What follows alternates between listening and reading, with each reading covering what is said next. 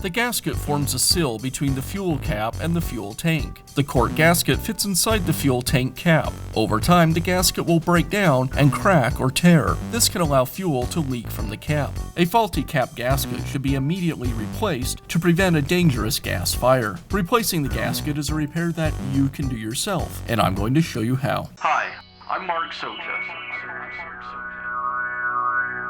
Do-it-yourself repairs like these are easier than you might think. From lawn machines to cordless grills, kitchen mixers, Outdoor grills. our how-to videos walk you through each repair from start to finish. So doing it yourself means never having to do it alone. Let's get started. I'll begin by removing the fuel cap from the tank. I'll use a pick to remove the old gasket. I'll pull the lanyard from the tank and thread the lanyard through the gasket. Now I can install the new gasket. Again, I'll thread the lanyard through the center of the gasket and then press the gasket down into the recess in the bottom of the fuel cap.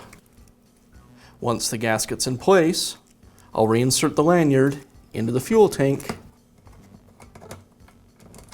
and reinstall the cap. And that's how easy it is to replace the fuel cap gasket on your small engine. Be sure to check back often for new videos and expert advice. If you found this video helpful, give us a thumbs up And leave a comment.